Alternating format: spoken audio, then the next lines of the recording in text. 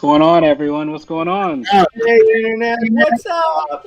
What's going on? Internet, we are back. Against popular demand. Against Definitely popular is demand, great. Internet. Against popular demand. Against all odds, we're back. Somehow we returned. Somehow. No. Wow. We're really going there already. This is going to be a great show. None of our other Wow. friends spouses don't want us here. None of those. We're here. Yeah, But we're back anyway. Because we defy you. That's what we You want us do. to go away? We come back harder and stronger. Yeah. This is definitely a great intro, but yeah, guys. It's been great. All the feedback, the positive feedback we got. Oh yeah. Hey, That's why we're back. The feedback is better than the accolade. I'll tell you that because we're still live. So The feedback about the accolade. Hey, we're still here. They are not. You know. It's definitely crazy in the It's Star nasty Wars out there in world. the streets. Oh, it is. They're trying to cancel accounts. I see all these petitions, bro. Jeez, it's really getting crazy.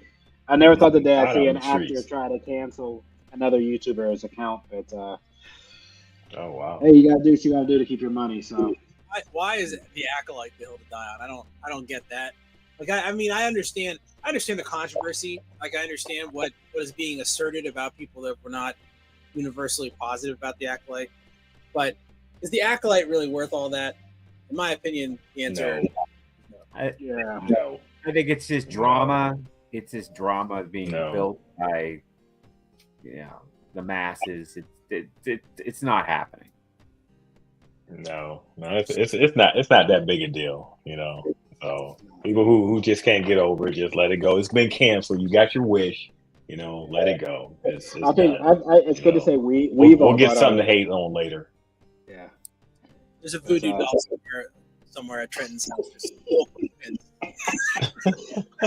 Stabbing it out. He's getting it ready. Stabbing it He's out. getting it ready for the for the kids series, the Goonies, the Star Wars Goonies series coming up. No, you know what? No, I'm all. You know what? I'm honestly open for that because like it's like I don't even know the time frame or whatever. So, hey, I'm all open ears with that. The acolyte was just a sore spot, but I know a spot that's not going to be sore is what we're talking about today, which is our fourth part of our Star Wars trip with our friend ChatGPT. Can't wait. But before we dive into that, let's let our guy DP let you guys know where to find us at. All right, your nerdcyclopedia.com people. Go to your favorite website where you will be getting our fanfic, of Star Wars. Everything that you're seeing here on ChatGPT that we're creating right here on Nerdcyclopedia, we are presenting right there, written on the website. So make sure that you go there and get all your favorite social media at Nerdcyclopedia. We are on Twitter, Facebook. X, Facebook, Instagram, and also TikTok. Question mark. Dead name. I know, right? Seriously. Make sure you give us a follow on all your favorite social media platforms at Nerdcyclopedia. So we are there. If you're listening to us on podcasts, we're on iHeartRadio, TuneIn, Spotify, Apple Podcasts, Google Play, anywhere that you listen to your favorite podcast, we are there. Odyssey. So that's another format we're on. If you're watching us on YouTube, thank you. Make sure you smash that subscribe button. Also hit that notification button so anytime that we're on, you know that we're on. If you're watching us on Facebook, we're at nerdcyclopedia.com on our own Facebook channel. Make sure you leave us some feedback too. We're nerdcyclopedia feedback at gmail.com, the free platform for you to email us. No charge. We don't charge you to email us. But we're not going to pay you to email us either. No, not at all. No money is involved. It's you send it, no fee. We read it, there's no charge, and you're not getting paid. So don't think this is some sort of a windfall for you. Right? Look, this isn't a pyramid.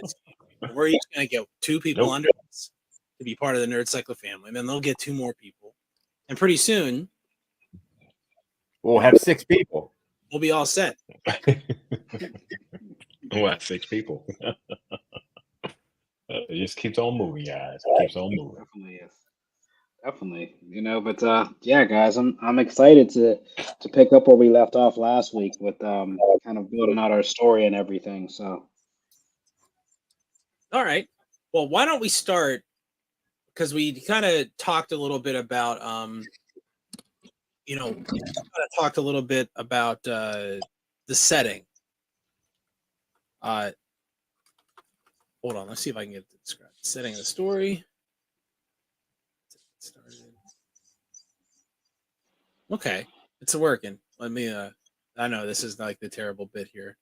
Let's get ChatGPT to tell us about the setting, which we talked about last time.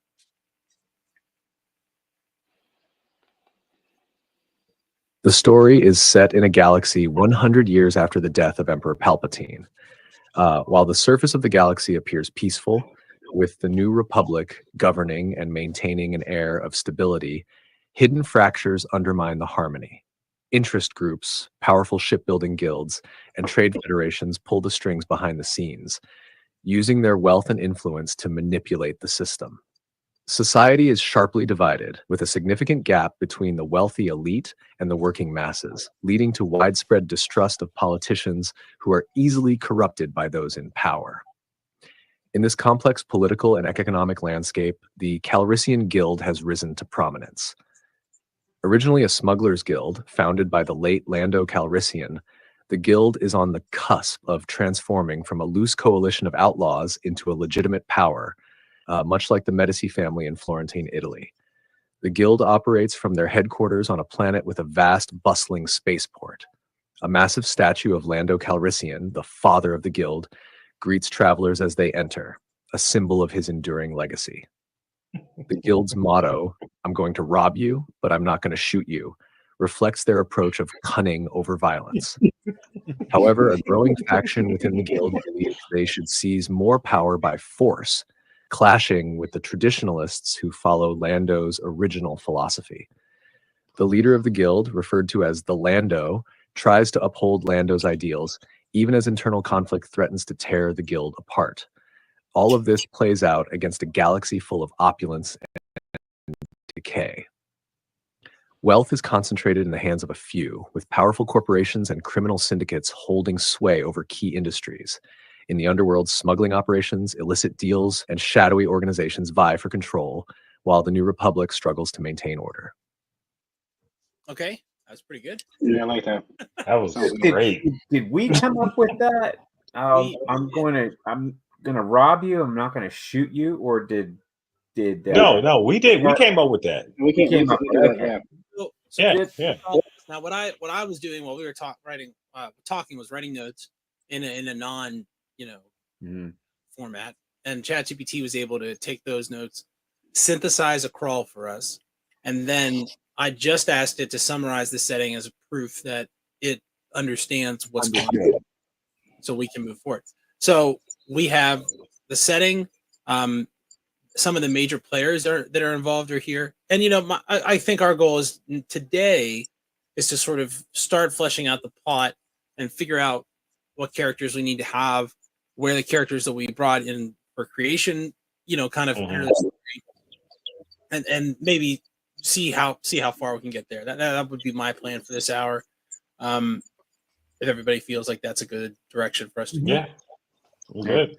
I think we should definitely focus on the dissension. So this whatever this fracture that's happening needs some sort of a leader, a focus, and that'd be this guy, right?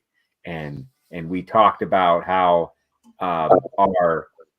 there's 4 characters we came up with, right? So 3 of them are going to kind of be the gang, and somehow Malak is going to become their main focus of fight. So the 3 are we having them together, or are we having them separate at first and then coming together?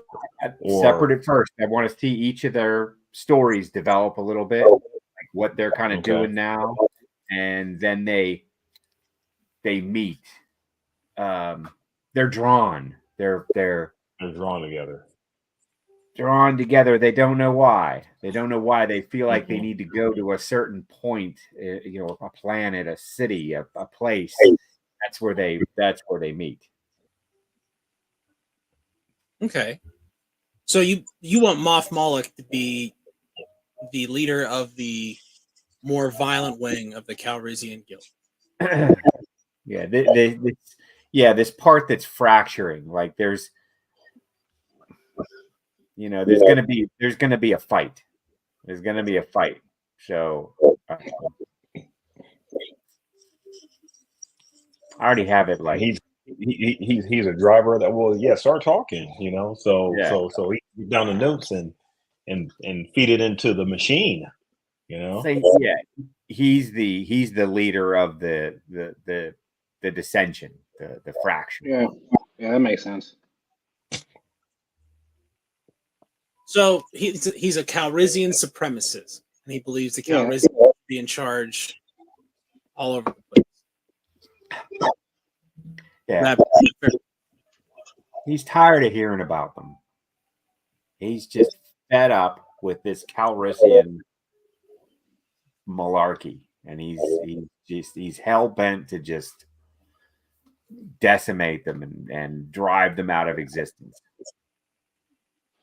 So is he fed up that they're like paying tribute to the Republic still? Like he doesn't think they should be paying taxes, or is there something, is it like survival of the fittest sort of philosophy? Is it something where he's like, he feels that they're not going far enough, right? Like, if we're saying that their main philosophy is that they'll rob you but won't kill you, he's, I guess, as your character, Ken. So would he feel that, okay, they should take steps further than that? How about this? Start crossing the line? Yeah, in normal Star Wars fashion, let's say Lando wronged this guy's relative acquaintance at some point. Bad. And now it's sort of a revenge type of thing. I mean, that drives, like, what drives someone to do evil acts? Usually there's something almost petty like that. Something that happened in the past that, you did this to my, you insulted my sister, so I'm going to destroy everything that you are. And, that type of thing. Okay. So how about when Lando died, like Moff Moloch's grandfather was the number 2 in the Calrissian Guild, and Lando passed on his mantle, like his job, to someone else. The successor. Yeah, it's been hot lately on TV. Good work. What do you think about that? Is Lando? I maybe think last week. Is Lando already gone? Like, is he already? Oh yeah. I mean, there's no way he's living another 100 from Rise of Skywalker. Right. Yeah. Okay. You can only make him look so smart, making it Donald Glover. Right. Yeah. If we could find some exploit that he did in that timeline, in the Rise of Skywalker timeline, something that Lando might have done to give motivation to where we're at right now, that lasts for so long after the fact. Yeah. Some key piece of history that maybe maybe Moff feels that Lando was on to something, but didn't go far enough, but wants to take that a little further. Even if we went back to Empire, the betrayal that Lando betrayed the Empire.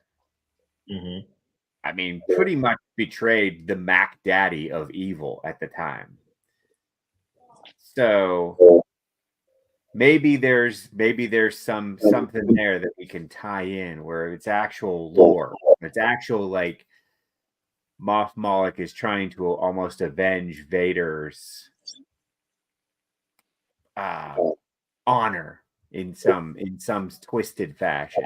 I love the idea that he, like, rant about like you know what I mean? Like he's so indoctrinated against Lando that he rants about how he's always been a betrayer and how he betrayed Darth Vader, who, you know, this at this remove, maybe he's not thought of as such an evil person. We've seen how that worm can turn. Yeah. Population. Yeah, maybe Darth Vader wasn't a maybe Darth Vader was right.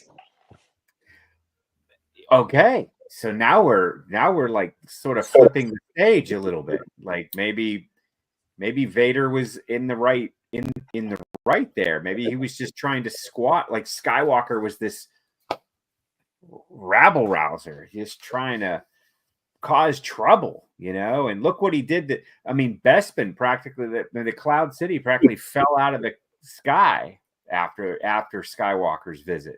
So people running, grabbing their ice cream makers with them, and you know, chaos. It was bad. I mean, Cloud City was not the same after Skywalker entered the picture. I like that. I like the idea that the Moff Moloch is just saying Vader was right. Vader was right. Like that feels like so messed up thing to say. Star Wars universe. Vader was right. I love it, and I love that he like has been taught never to trust like the Calrissians. You know what I mean? Like he's grown up and his great granddaddy was like, you know, Lobot or something, and then his dad was, you know, supposed to take over for Lando when he died, but instead, you know, Lando gave it to some Jedi or something like that. Or, you know, we can talk Ooh, about gave it to some. Oh, that's good. That's good. Maybe some do-gooder. You know. I like the idea of there being like of the person that's in charge of the Calrissians being almost like a secret Jedi, the way the Emperor is a secret Sith. Like almost an exact inversion of the Emperor. What happened was a little bit of a coup and jockeying for position, and the Jedi ended up being in charge of the Calrissian guild. That makes me feel like happy. That definitely makes sense. I mean, we definitely have a character that can fit that bill already created. So, Well, we want to. Here's my question. Sorry, smack my mic. Do we want to use Kieran as like the Lando, or do we want to have like that be a secret for later, or do we want to have, you know, Kieran be like the person that's being tasked to go get this MacGuffin rather than being the person tasking with getting the MacGuffin? sure, we can do it that way. Yeah, I mean, we can have more than one Jedi because you know who's better to snuff another one out than another Jedi, right? It's kind of like that point to where they like, you know, they feel each other's power level at some point. It's like Right. And they instead of hiding, which is they're supposed to do, they're supposed to hide. They're supposed to stay safe and hide. They realize, oh, there's another one out there, and then they have to like talk to them. You know, they have to find them and commute. You know, they have to communicate with them. Why? Why do Jedi have to do that? well, if you think about it, that's like one of the oldest storytelling things when you talk about like, you know, your kung fu, your Asian, those Ronin type stories. Once you saw another Ronin or snuff one out, it was almost like that same kind of like interaction, the snuffing out, the interaction between them is to like, you know, because they were kind of in hiding as well as different areas, guns and whatnot. So very similar tale to like those old, you know, wise tales that we got from the Far East. I mean, it's very parallel, and it's funny when we're talking about building our script because like we draw from the same parallels that you know George did from. So it's like really refreshing. To not take it too far to the left, but like it's kind of crazy how like we can just organically do this, but then when we see some things in production, like this is just following a basic script. We're not getting in deep in this, but we're still like kind of like keeping it to a linear story. This just baffles me how these people go so left or so right in their stories. Well, I mean, the freedom that we got, number one, is we don't have to cater to an audience. We're not, you know, bothering with like 4 quadrants and stuff, you know. So we got to cater to all these different audience to make money or whatever. We got the freedom to create a script from scratch and see how it goes. We're not getting paid for it. You know, it's not our, copyright or whatever. It's just us just sitting down and doing that. Now, when they do it in the studios, I'm sure they come up with ideas, but I'm sure that the big wigs, execs, whatever, come down with notes saying, okay, well, we want this, and this to happen, so we could sell this, and this. We're gonna put this in the Disneyland or Disney World or whatever. We're gonna build this, so figure it out. And then there you go. I guess. And let's not forget, we can make it. If we could still mess this up, this could be terrible. It could go even It can't further be any left. worse. It can't be any worse than what we've seen. Yeah. We still have to put a couple scenes of walking around in the woods. So Yeah. Hey, quick question before we go further there, Hitch. Can ChatGPT create dialogue? I don't. It can, and the more like description of the action and the characters that we give it, the better. But what I found is that it ends up being very generic if we have ChatGPT do it, and like you're not going to get good lines if you don't really write them yourself. But Interesting. That being said, it will do a lot of that weird. It will do some of that. So we'll input. Sometimes the stock line can be all right, and then you really just have to change a few things in it. But it does all the formatting, which is the part of writing dialogue that I hate. Yeah. So it's just us like fast shaping, the model's already there. You're just shaping it to our, okay. I got you. So we can edit the line. Like if it comes up with some dialogue and we're like, well, that doesn't sound like. Let's think of something better in our AI brain. Yeah, okay. So we just have to decide whether we want Kieran to be like the person who is in charge of the Calrissians and also a Jedi, or if we want to have another character be the Calrissians and have Kieran be the person that is tasked to find the MacGuffin, which feels like it should be something from Bespin after all this talk about the Calrissians and Bespin and all this other stuff. But and what sort of stinks about it is that they already had Luke Skywalker's lightsaber just kind of show up somewhere, which would be the thing that would be perfect. The perfect MacGuffin here would be that. And it doesn't do exactly what we were talking about last time, where we had like a more evil type of situation. But that sort of thing does feel like it's what we should probably use. I don't know. What do you guys think? Do you guys think we should try to find something for Bespin, or do you think it should be more like, something more Lando specific that isn't as Force related? It's more like specific to the Calrissian name.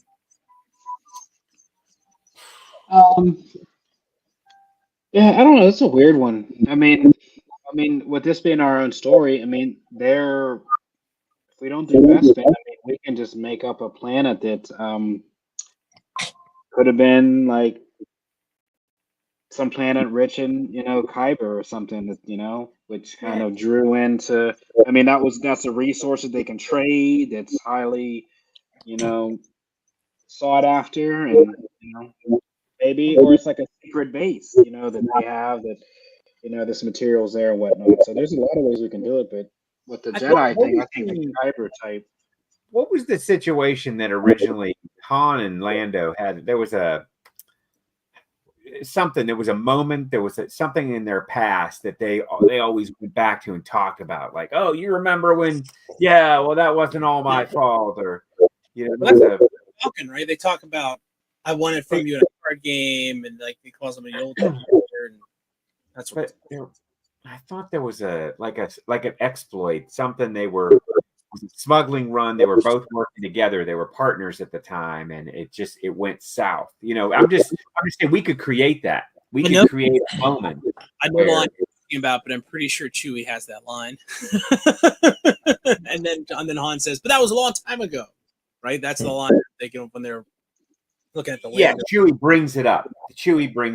But then it's like this thing. It's a moment we never really dug into it, but maybe we could find a similar time, similar event that we could pull from that era. I think it's important that we tie our story into something concrete. So I have an idea. I've had an idea while we've been talking. So how about, I think I like the idea of it being a depot of copper crystals. I like that. That's the idea, is like a cache of kyber crystals that it's rumored that Lando has hidden away somewhere. I like the idea of Moff Moloch wanting that cache of kyber crystals to create some sort of naval fleet that he would use to attack the Republic and replace the Republican government with the Calrissian government. And I like that that is the thing that Moff Moloch is after, right? I think, you know, and the sequel trilogy did this, but the first thing they were looking for was the map, right? The map to Skywalker, and like that opening scene of episode holocrons and all that.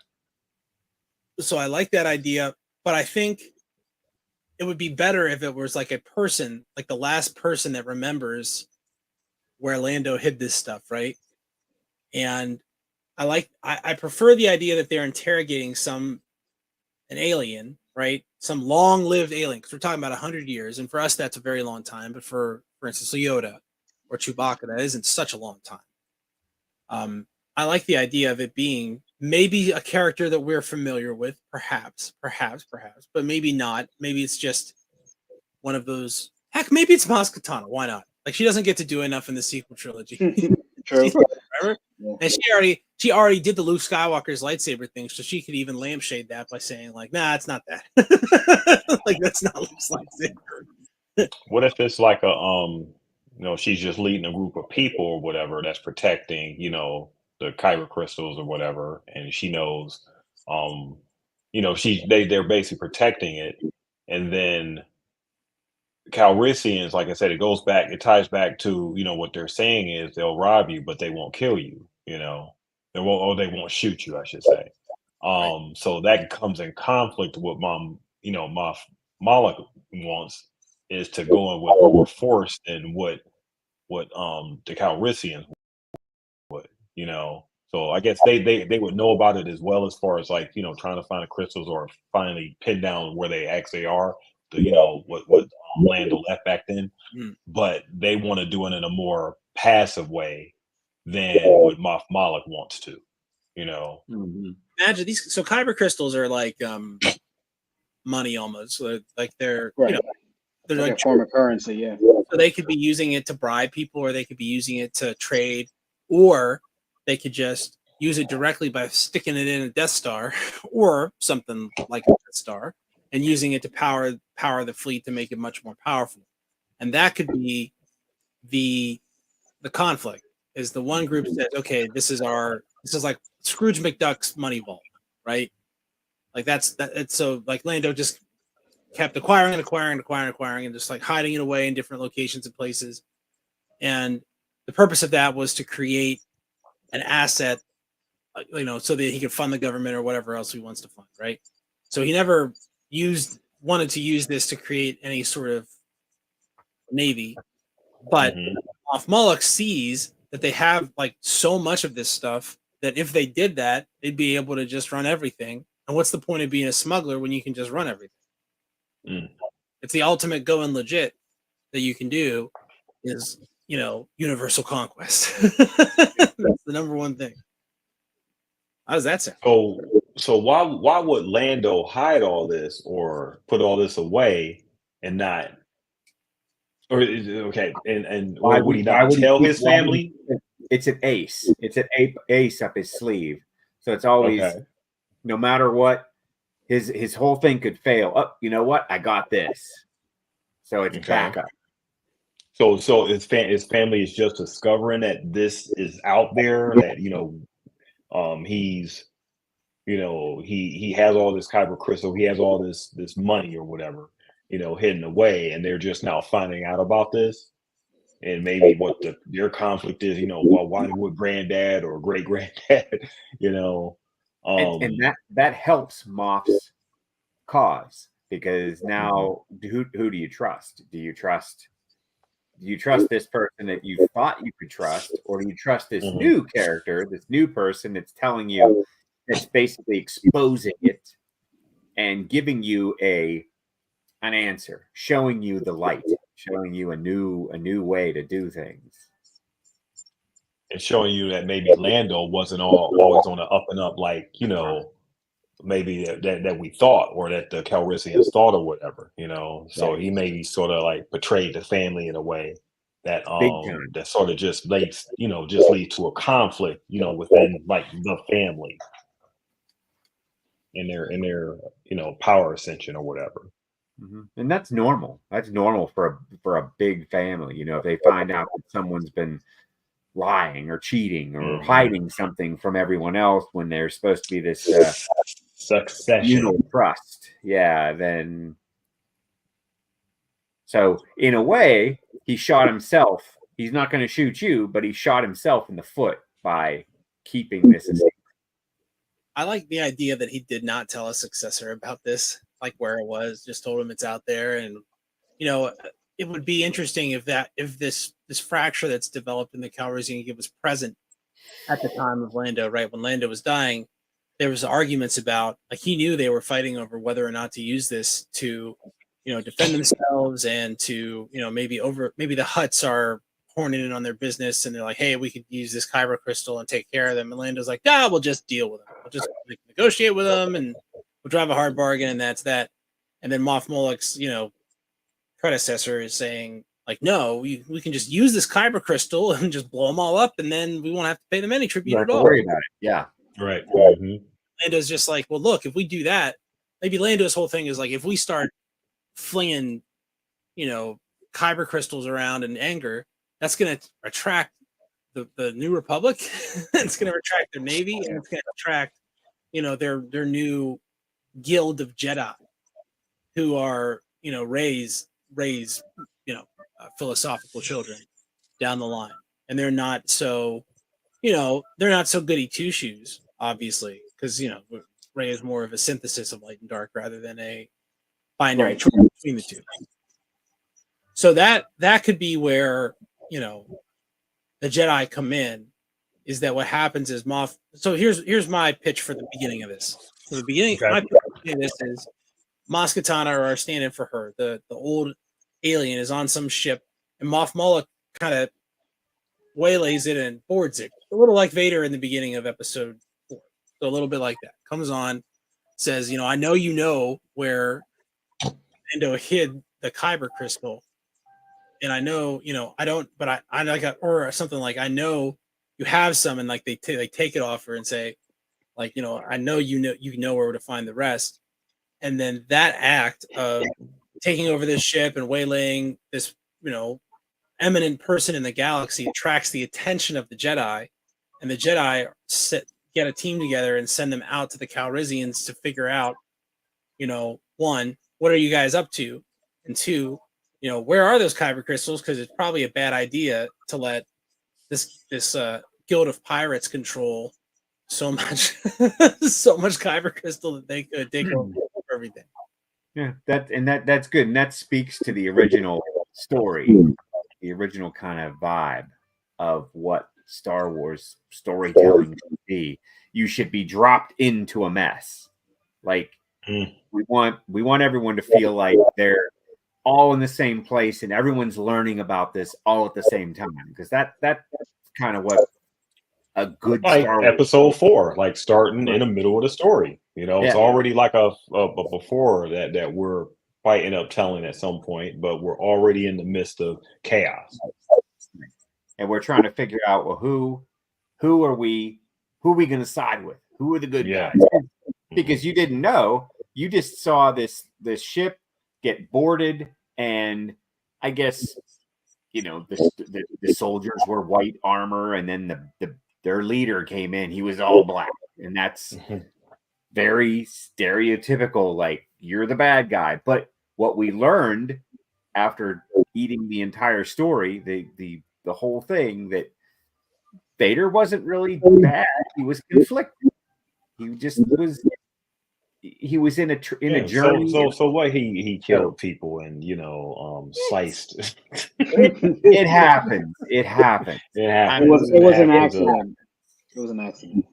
I like the idea that Moff Moloch wants to emulate Vader, but has no force presence whatsoever, and so he can't do, he doesn't, and maybe he wields a lightsaber really poorly, he can't really get it together. But he gets the job. Yeah, he holds it. He holds the lightsaber like holds it like like my daughter did. Yeah.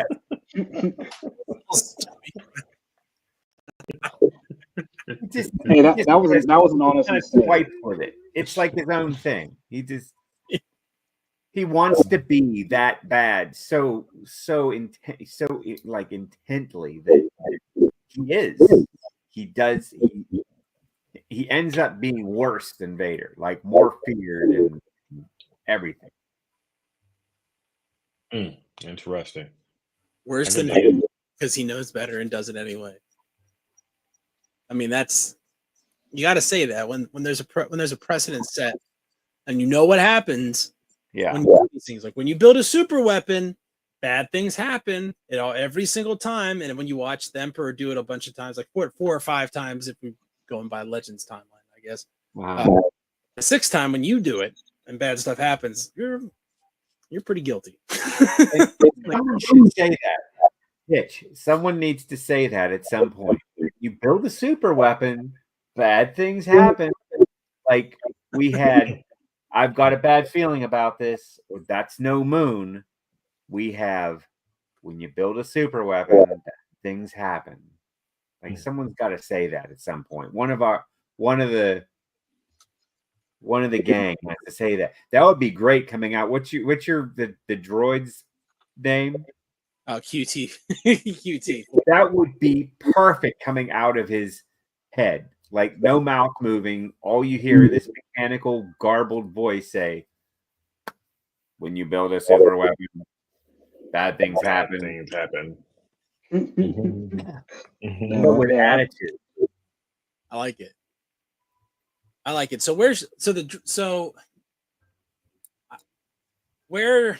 so we have this initial scene where Moff Moloch is showing up and just punching people, right? Just punching him in the face and like doing whatever he wants. Whatever he wants to do. However, the GPT chat decides to do that. It would start with that. Like he's just going to show up and. So I see. So if Kieran is like, okay, so let's say Kieran is going to is sent from the Republic, from the Jedi, to investigate what's going on with all these ships disappearing from the Calrissian Guild, because they're not pirates. They don't know like why. They try a tough bargain and they do a lot of cartelish crap, and they are doing a lot of like embargoes and stuff like that. But they don't. This whole thing, piracy, that's not their bit. So they're not stealing shit. They're not stealing Republic cruisers and all that. That's not their thing. They're. So I like the idea that. So we have this Moloch scene, and then we have the Jedi sending Kieran. I like the idea that the robot works for Kieran, and Kieran and Kieran bosses him around and stuff, and then he just gets kind of dragged along on this, quest to go figure out what's going on with the Calrissians. Yeah, and I like the idea that Kieran needs John for some reason. Like he's got to go get him, and he really doesn't want to, but he has to because John is an alien, and John maybe is longer lived, and John's who knows all this stuff about Lando, and remembers all this stuff happened. I was there. Yeah, because he is hard. So with John, how about he doesn't really want to be involved? He's on his own mission, doing whatever. And he gets drawn in maybe because of some MacGuffin or whatever that he ends up having to need, but he doesn't want to involve any of the politics or anything that's going on. He's still the wanderer, but right. I was thinking of him as sort of like neutral. Yeah. As long as But he possible. ends up being. I was thinking he was like more of a bad guy and everything, but I think he's more like T Mitch said, more neutral. And then like you said, he starts remembering all this stuff. He has this wealth of information for some reason. Because he's so mysterious and all this stuff, but he has this wealth of information that he can give to, who's our heroes again? I don't know. We don't know. Do we have any heroes? Well, it's not heroes so much because, in my opinion, if we have 2 shoes running around, that's just we don't want to Mary Sue this up. We want these people to have their own interests and reasons to do the thing. And maybe, maybe the Jedi aren't being so, ham-fisted, and maybe they're not being so openly self-interested as like Moff Moloch is. But the idea that they're like they know what's going on and they know what they're doing, I don't like that. So the fact that so since we're not caring about catering to like an audience, we don't care who to root for or whatever. We're just telling a story, like how we're just telling a story. Well, think of it like a Western, right? And you've got these cattle barons that own all the land and control all the money, and you have this posse that's coming in to do justice in this unjust land. So they ride out across the desert to go and confront the cattle baron. And Young Guns. It's like Young Guns, or like movie made in the 70s. Fistful of Dollars or whatever. And I think that you don't have to have a character in the posse that's John Wayne, right? Yeah, or is always going to choose right. You can have those interests collide, sort of like how you cannot write, like you couldn't write a Civil War battle without pointing out that the Confederates are terrible, terrible people, and the things they want are evil. But that doesn't mean that the Union people that you describe have to be fighting for the right reasons and wanting a just outcome. They could have their own interests for being involved in the fighting, like how France. Also, the nuance with that is the Confederates didn't think they were fighting for evil. They didn't think what they were doing were evil. Right. I mean, it's a matter of perspective. It's always a matter of perspective. I mean, that's why I always say good is a matter of perspective and stuff. So and they thought they were fighting. We won't know in the first 10 or 15 minutes of this story what side you want to be on. Like, I think that should be we save that till the middle, maybe the middle toward the end, because we got to see how all this plays out. Yeah, like the middle, start making sure the sides are more, more established, more, ingrained to where, okay. I mean, as soon as you start killing or, doing whatever, to me, that's evil. Is it? Well, just a like little. you said, DP, it's open to its perspective. Not killing in self-defense, killing in your own malicious. Okay, I got to get to this thing in order to get over this thing. That's to me. Still, it can be okay. It's left up to interpretation. Yeah, what to say, because that's humanity. Right. Because they always say, that it's what's the word the military use? It's collateral damage. If you've got an objective, and we're trying to take that hill, but in order to get that hill, we have to create a Death Star. Here have to be burnt to the ground. So if we could take that hill, we have to create a Death Star to keep peace in the galaxy. That would look good on a t-shirt. I like that idea, but it should be Moff Moloch saying we have to create a Death Star so we can run the galaxy. So there's peace. But Moff Moloch is like keeps not saying the last part. We have to build a Death Star. We have to build a Death Star. We have to build a Death Star so we can take over the galaxy. So there's peace. I like that. Eventually there'll be peace. Yeah. All right, so like everybody. So the kyber crystals How many blasters can we power with one kyber crystal? Can they be broken up into pieces so that like an entire platoon of soldiers could have blasters that are kyber crystal powered? I don't know if I'd it's rather not get into the hands of Jedi and they start making lightsabers. the idea that if you put a kyber crystal in a blaster, it's like really awesome and like can blow. You know what I mean? Like would not be deflectable by a lightsaber or something like that. Yes. All that crap where Yeah. they're spinning the lightsaber around and just like knocking bullets left and right, which is insane. Like they can't do that if you have a kyber crystal blaster. So it's correct. Yeah. it's almost like a trump card, right? Yeah. Playing that right bar and you can ooh. So what happens for somebody who tries to like a Jedi or somebody who tries to deflect that? What would be the counterintuitive movement or the reaction? Well, Would they cancel each other out, or would that be like? all right, so in the Foundation series, they would cause a thermonuclear explosion. I think that's too much. Too much. Yeah, we Scale it back a little too bit. much. We could scale it back a little bit, but I think the Jedi would be awfully surprised if these blaster bolts that they were originally able to deflect were just coming home. They were just sailing through and hitting their mark. So instead, because like the Jedi usually reflect them, it's a mirror, like reflection. What if instead of that happening, you go to catch the blaster bolt and it just explodes?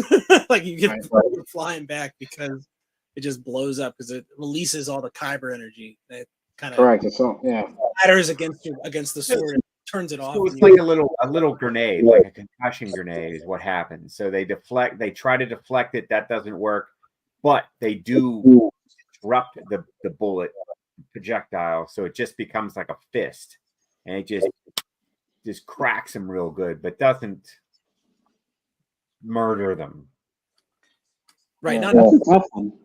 Because if it kind of deflected them, I mean, the next shot would essentially kill him, right? If it like stuns him and knocks him down, I mean, the next bullet's going to kill the Jedi. So it's almost like a Jedi killer almost. Sufficient volume of blaster fire can kill a Jedi without any, without being accentuated at all. Enough. If you have enough enough clones, the order works, as like which we found with Mundi. So these things would make it so that rather than, because like the thing about the Clone Wars and that's another historical signpost these people would talk about, right? The Clone Wars. You have this. Oh man, I lost my train of thought doing that aside. But basically, they would talk about how during the Clone Wars, one Jedi was worth like thousands and thousands of droids and thousands of clones, right? What this would do is it would make it so, I mean, the Jedi's worth more than one stormtrooper of one of these blasters, but maybe not like 50. You know what I mean? So it brings that ratio down. Makes it more realistic. Yeah, it makes it so that the Jedi can't, just jump off of a landing, orbital ship and float down and just start cutting their way through an entire planet's defense forces. It would make it so that, if they try to do that, they get blown up. It would be bad. Mm-hmm. It'd be a bad idea. It would be a bad, because they'd lose more than they would gain by just doing it. So it'd make them have to fight differently too. The Jedi, they'd have to fight. They'd have to dodge rather than block. Right? So they'd have to be more evasive and maybe more aggressive to close distances because they couldn't rely on their ability to provide defense or to protect anybody that's like near them with their lightsaber. Because we could say if you point blank range, I mean the blasters. I mean, it's no good if you get up close, like you said. They have to cover distance. They have to get close to their adversary, which would basically make the blaster a non-issue. Yeah. So that's why the Jedi are worried about Lando's kyber stash. Yeah, basically with kyber mining. Essentially, once you start introducing that, if they're worried about that, we start making them sort of like, I guess, the good guys.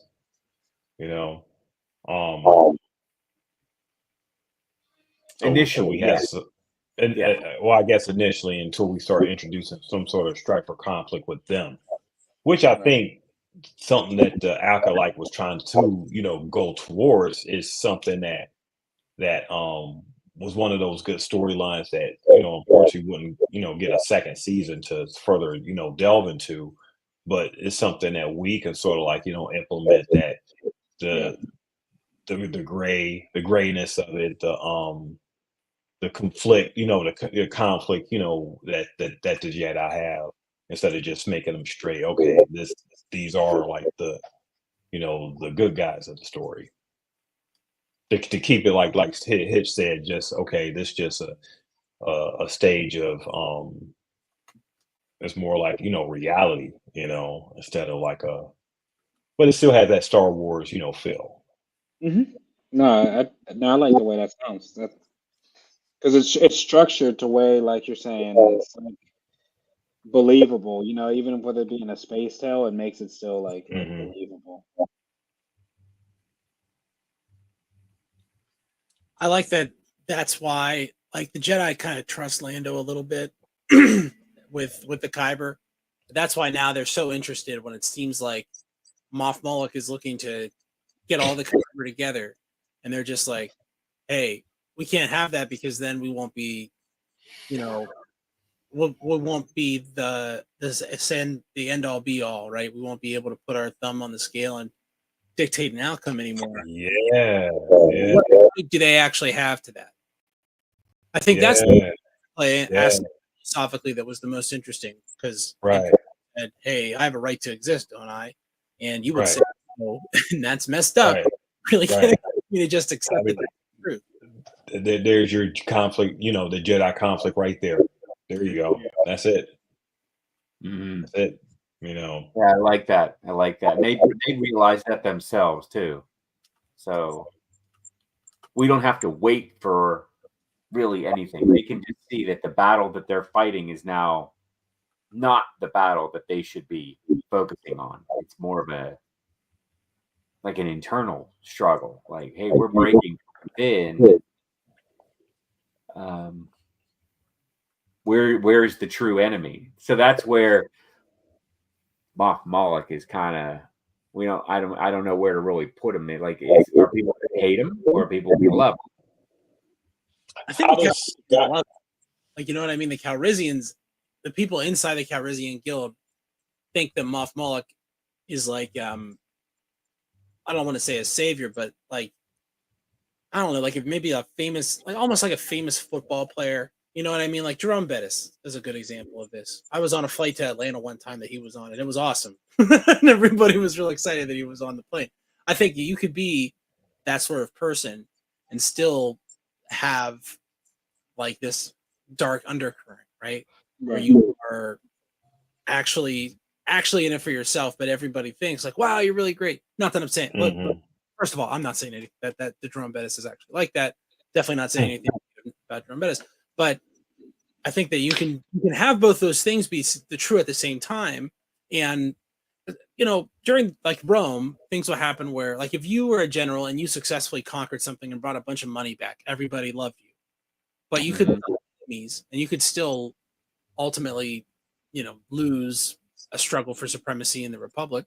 So it would make sense that he would be that these like seizures or these assertions of Calrissian sovereignty, right? By just going out and saying, "Well, you're a New Republic ship, and I'm gonna board you, and I'm gonna take your cargo, and you know I'm gonna interrogate everybody that's on the ship because I'm looking for the location of Lando's Kyber bin or Kyber depot, and that there would be significant people under the Calrissian Guild that love that. I think that that's great because they think the Calrissian Guild should be on equal footing with the Republic, and they shouldn't be subservient, and they shouldn't be paying taxes to the Republic that doesn't do anything for them when the Guild handles everything for their sector. And So the fact that they were hiding this too, this ash of kyber crystals from everyone builds that distrust. I like that. How big does Skywalker play into like the history of any of this? Like, does what he did back then still loom large over a lot of stuff, So or are we just thinking him as like a small figure in history that did a big thing, but it didn't really last, or the effects of it aren't really felt my thing, 150 years from? my thinking is that for these guys, the whole like Clone Wars rebellion, Palpatine Returns era is to them like how World War One and World War Mhm. Two are to us, right? We Mhm. know Mhm. it's probably a lot easier to tell the story of World War Two than it is to tell the story of World War One. But all the stuff that happens in World War One is still important. Like we still know Mhm. who Franz Ferdinand is, and we still know who Kitchener is. We still know who Gavrilo Princip is. We still know all about Rasputin, to pick a random World War One guy. But we think about Hitler a lot more as far as if you're being terrible, you're being a Hitler. Like that. Palpatine might occupy that space for these guys. Like if you're being like a Yeah. kind Yeah. Palpatine, Yeah. like if you're gonna be a Palpatine, like that's probably how they would think about it. Those Oh, he got Palpatine. right. You don't want to get Palpatine where all of a sudden, you're being taken over and cut in half.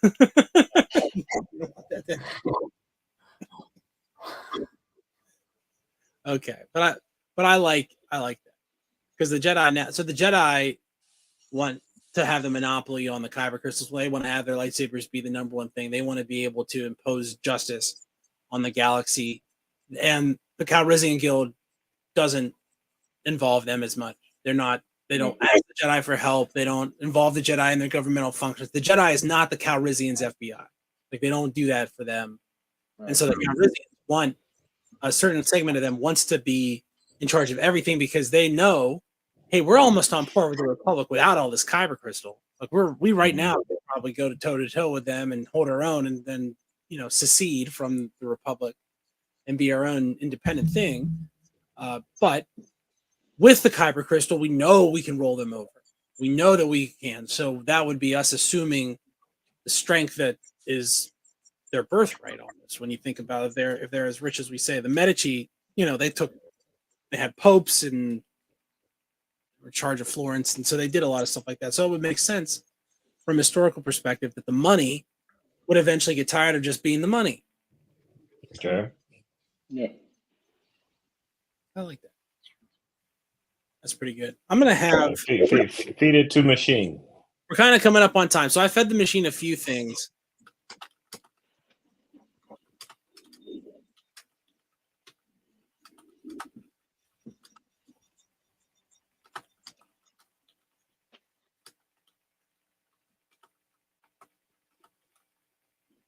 Okay, let's see what Green Bay game is a good game.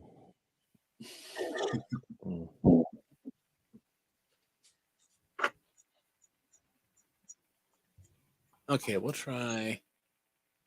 Hold on, I'm reading through. They give me two. Hold on here. It gave you two scenarios.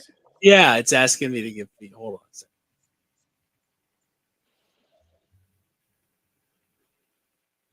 All right, here. Let's try. I'll try this. You want to put that up on screen? I'm gonna have it read it. Oh, okay. I find that to be a better. I just find that interface better because you can't read the text as easily. Okay, I'm gonna tell it to read aloud. It'll take a minute to formulate, and then we'll see where we are then with the new information we've given it this hour. Here's an updated crawl that introduces the new elements, including the Kyber crystal conflict and the internal tension within the Calrissian Guild. Episode X. Palpatine has been dead for 100 years. The galaxy enjoys a fragile peace, but beneath the surface, greed and ambition threaten to tear it apart. The Calrissian Guild, once a group of smugglers, has grown in power and now stands on the edge of legitimacy. Founded by the legendary Lando Calrissian, the Guild controls hidden caches of Kyber crystals, an immensely valuable resource. These crystals power deadly weapons that can defy even the Jedi's lightsabers, sending explosive energy upon contact. The Jedi, fearing the rise of such weapons, secretly seek to contain this threat and maintain their dominance over the galaxy. Within the guild, a battle brews. Moff Moloch, a former Imperial loyalist, seeks to use the Kyber crystals to build a fleet and seize control of the galaxy. He believes the guild has strayed from its true path and resents Lando's betrayal of the Empire. Opposed by the traditionalists, led by the mysterious Lando, the Calrissians face an internal war for their soul. Meanwhile, the Jedi send Cryon Velos and his droid QT4 to investigate the growing threat and uncover the truth. As tensions rise, one thing is clear. When you build a superweapon, bad things happen.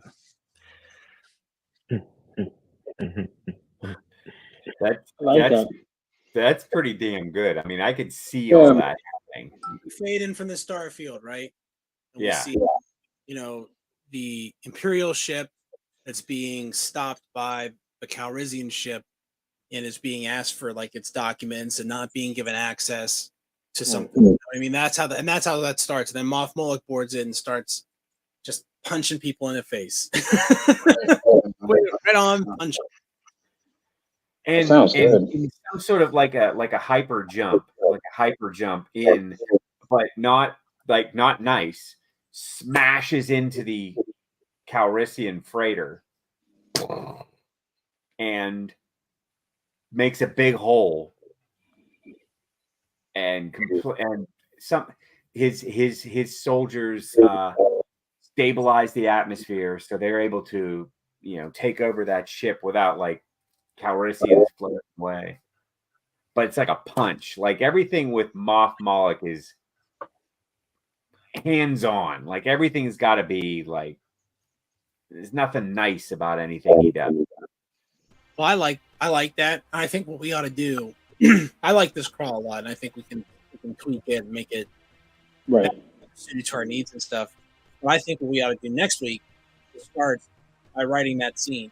And I have a couple ideas already for how the mechanism is to either yank that Republic ship out of hyperspace or have the Calrissian ship jump into where the Republic ship is in hyperspace, because both of those things would be kind of like escalations. It'd be new. Yeah. So I like that. I think there's a lot of great places we can go. I think we've done a good job taking our time and setting up the world, and I think we're ready to punch forward with these characters. So we have to also kind of make a decision on who we want it to be, like how if Vader was after Leia, who is Maul?